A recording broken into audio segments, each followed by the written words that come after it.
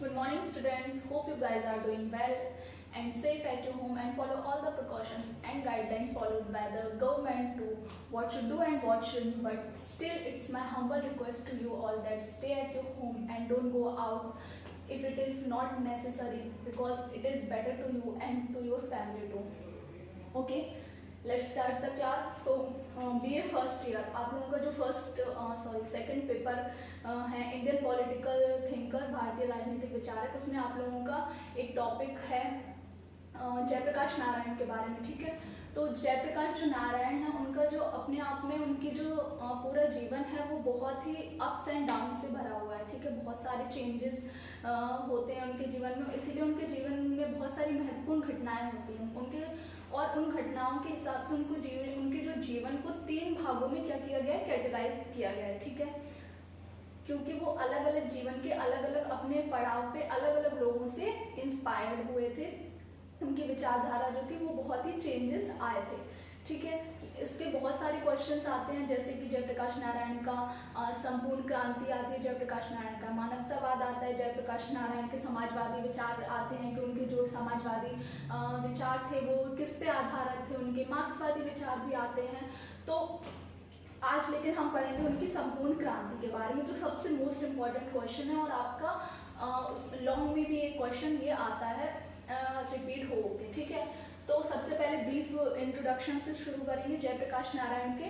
तो जयप्रकाश नारायण जो थे वो आपका उनका जो जन्म हुआ था वो कहाँ पे हुआ था, बिहार में हुआ था। कब हुआ था? 11 अक्टूबर 1902, मतलब कि जो वो ये कहाँ के रहने वाले थे, बिहार के रहने वाले थे। ठीक है, अच्छा, सबसे पहले तो ये जो थे ये पहले कांग्रेस पार्टी में थे, इन्होंने पहले कांग्रेस ज्वाइन की हुई थी, और लेकिन कुछ टाइम बाद क्या हुआ था, 1948 में इन्होंने कांग्रेस छोड़ दी थी, क्योंकि ये कांग्रेस की कुछ नीतियां ऐसी थी जिससे ये बिल्कुल जिसके ये विरोध में थे। उन्हें ऐसा लगता था कि कांग्रेस जो है वो नीतियां जो जनता के हित में नहीं है, इसीलिए उन्होंने क्या किया था, बेसिकली कांग्रेस छोड़ दी थी। और कुछ टाइम के बाद इन्होंने भूदान आंदोलन, सिर्फ उन्होंने राजनीति से एक तरीके से संन्यास लेके जो विनोबा भावे जी का भूदान आंदोलन था उसे सपोर्ट किया था।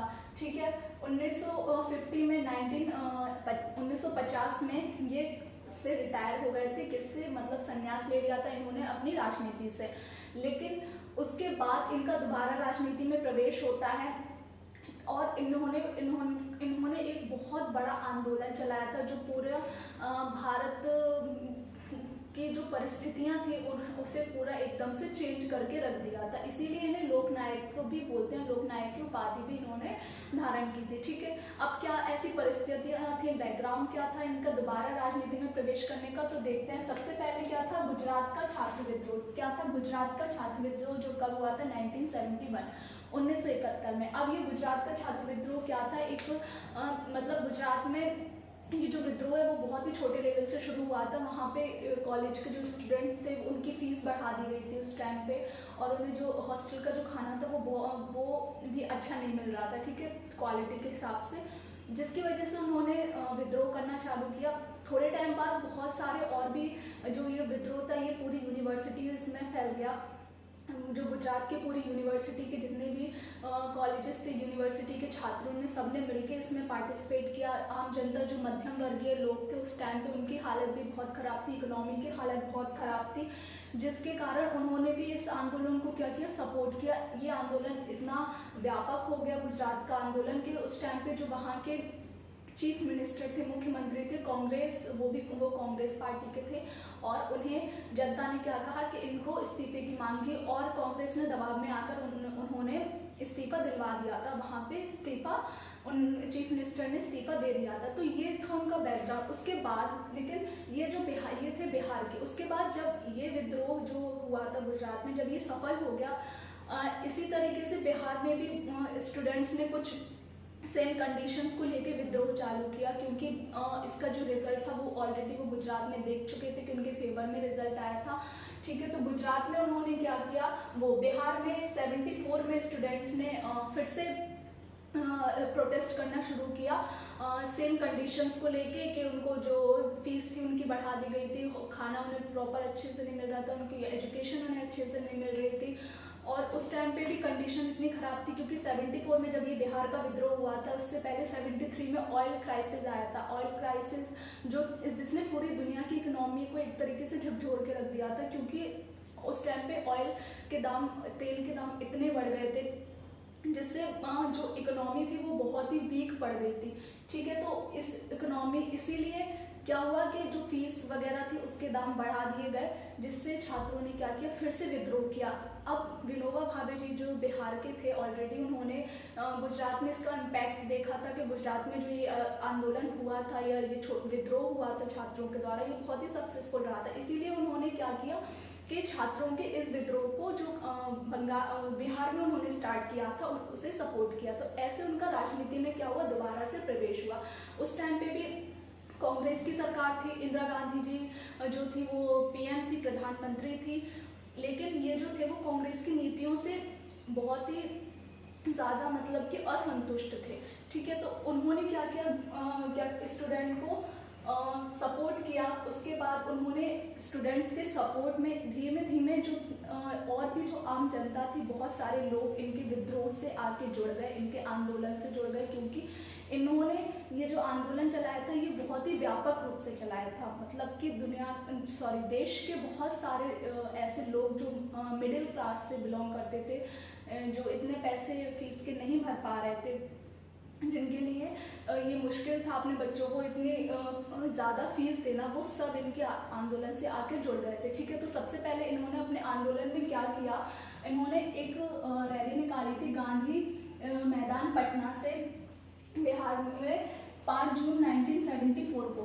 ठीक है, 5 जून 1974 को इन्होंने एक रैली निकाली जिसमें इन्होंने संपूर्ण क्रांति की बात कही। अब इनकी संपूर्ण क्रांति क्या थी, यहाँ पे ये विद्रोह एक छोटे लेवल से शुरू हुआ था, बच्चों की फीस से और उनके खाने जो उन्हें खाना मिलता था उससे, लेकिन फिर इसके बाद उन्होंने संपूर्ण क्रांति से एक बहुत व्यापक रूप दे दिया। मतलब कि ये चेंजेस लाना चाहते थे समाज के हर पहलू में, आर्थिक रूप से, सामाजिक रूप से और सांस्कृतिक रूप से, मतलब कि हर क्षेत्र में इन्होंने चेंजेस लाने की बात कही। ठीक है, तो इसलिए इसको बोलते हैं संपूर्ण क्रांति बोलते हैं, जिसमें इन्हें लोकनायक की उपाधि इसी टाइम पे इन्हें क्या दी गई, लोकनायक की उपाधि दी गई। इसके बाद अब यहाँ पे इनका आंदोलन इतना व्यापक क्यों हुआ, इन्हें मतलब कि इतना जो इसको हम क्यों पढ़ते हैं और इतना महत्व क्यों है इसका महत्व इसलिए क्योंकि उस टाइम पे सिर्फ एक ही पार्टी थी जो पूरे लीड करती थी पूरी इंडिया को, उसके अलावा कोई दूसरी इतनी शक्तिशाली पार्टी नहीं थी, वो थी कांग्रेस।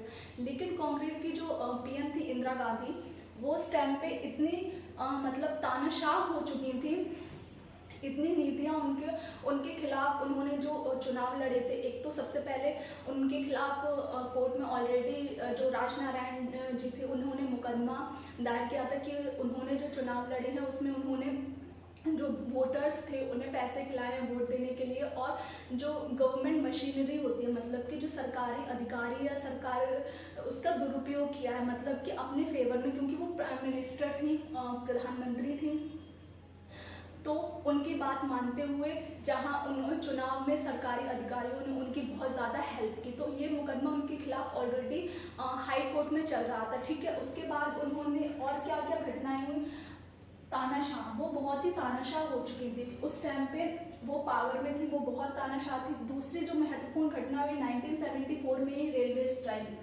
आज तक की सबसे ज़्यादा बड़ी रेलवे स्ट्राइक कब हुई थी, 1974 में हुई थी। लगभग 70% रेलवे वर्कर्स तो जो थे वो स्ट्राइक पे बैठ गए थे। वजह क्या थी, उनकी जो शिफ्ट थी वो बहुत ही ज़्यादा 24-24, 48-48 घंटे की उनकी शिफ्ट लगाई जा रही थी। जो टीसी थे उनकी शिफ्ट में कोई परिवर्तन नहीं हो रहा था, जबकि मेनली जो शिफ्ट होती है वो सिर्फ 8 घंटे की होती है, लेकिन उन लोगों को इतना ज़्यादा 2-2 दिन तक लगातार रहते हुए काम करना पड़ रहा था। एक ही व्यक्ति को ट्रेन चलानी पड़ रही थी लगातार 24 और 48 घंटे तक, एक ही टीसी को सर्विस देनी पड़ रही थी। तो इन सब से परेशान होकर 1974 में रेलवे वर्कर्स की बहुत बड़ी स्ट्राइक हुई थी।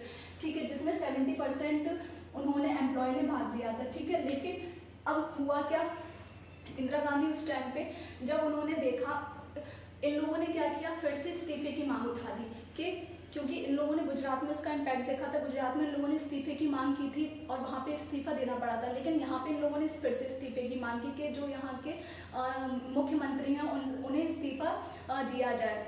उनका इस्तीफा, उन्हें इस्तीफा देने को लिए कहा जाए। लेकिन इंदिरा गांधी ने क्या बोला कि ऐसे तो हर राज्य में विद्रोह होने लगेगा तो हम हर बार इस्तीफा नहीं देंगे। तो यहाँ पे उन्होंने इस्तीफा देने से बिल्कुल भी मना कर दिया कि गुजरात में तो ठीक है हम लोगों ने ऐसा कर दिया, लेकिन बिहार में हम ऐसा नहीं करेंगे। तो इस टाइम पे वो बहुत इतने परेशान थी क्योंकि उनके खिलाफ ऑलरेडी विद्रोह चल रहा था। बिहार में इतना बड़े लेवल पे विद्रोह चल रहा था और रेलवे एम्प्लॉयज़ भी उनके खिलाफ स्ट्राइक कर रहे थे और जो ऑयल क्राइसिस की वजह से इकोनॉमी भी इतनी डाउन हो गई थी। तो उन्हें ऐसा लगा कि ये जो विद्रोह है वो इतना व्यापक हो गया है, तो उन्हें एकदम से डर आया। ऐसा डर उन्हें लगा कि क्या हो सकता है कि मुझे सत्ता से हाथ धोना पड़े या मुझे इस्तीफा देना पड़े, क्योंकि जब उन्होंने ये मांग इनकी नकार दी कि हम अपने चीफ मिनिस्टर मुख्यमंत्री से इस्तीफा देने के लिए नहीं बोलेंगे, तब जो ये थे जयप्रकाश नारायण जी, इन्होंने सीधे सीधे किससे इस्तीफे की मांग कर दी? इंदिरा गांधी से इस्तीफे की मांग कर दी कि अब कौन इस्तीफा देगा? इंदिरा गांधी स्वयं इस्तीफा दें। ठीक है, अब इनके खिलाफ जो कोर्ट में केस चल रहा था 1971 में जो केस था उसका निर्णय 1974 में भी आ चुका था। ठीक है, 1974 में निर्णय इनके खिलाफ में आया, हाई कोर्ट ने इनके खिलाफ में निर्णय दिया और ये माना कि हाँ इन्होंने चुनाव में धांधली की थी।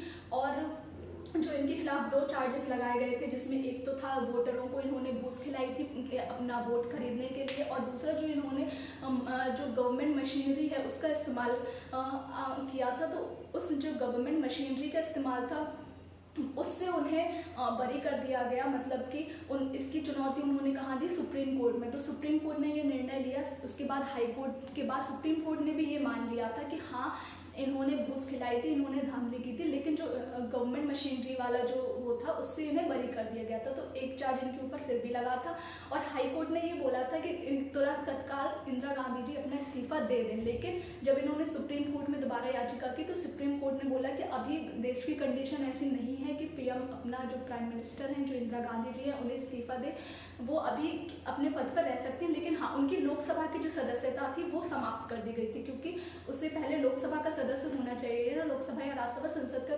सदस्य होना चाहिए।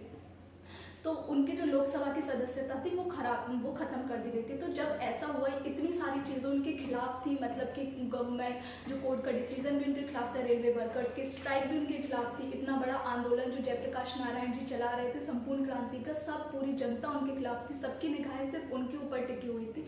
तो वो उनका एकदम से वो घबरा गई कि उन्हें अपना पद छोड़ना न पड़ जाए। इस आनन फानन में उन्होंने क्या किया, उन्होंने ना तो अपनी कैबिनेट से सलाह मशवरा किया कि क्या करना चाहिए क्या नहीं करना चाहिए, उन्होंने सिर्फ पर्सनल लेवल पर, वो इतनी ज़्यादा तानाशाह हो चुकी थी कि उन्होंने पर्सनल लेवल पे क्या किया, पूरे देश में इमरजेंसी लागू कर दी। इमरजेंसी सबसे पहले इमरजेंसी कब हुई? 25 जून को दिल्ली में इन लोगों ने रैली निकाली थी, जयप्रकाश नारायण जी ने, बड़े बड़े नेता उसमें शामिल थे। 25 जून 1975 को रैली निकाली जिसमें उन्होंने इंदिरा गांधी जी से इस्तीफे की मांग की और उसके अगले ही मतलब उसी रात को बीच मतलब कि आधी रात को 1:30 बजे समथिंग इंदिरा गांधी जी ने हमारे जो प्रेसिडेंट थे उस टाइम पे उन्हें दबाव बनाया कि आप जो है वो इमरजेंसी लागू कर दें। उन्होंने कुछ विरोध किया लेकिन वो इतनी तानाशाह हो चुकी थी, उन्होंने किसी की नहीं मानी। उन्होंने अपने लेवल पे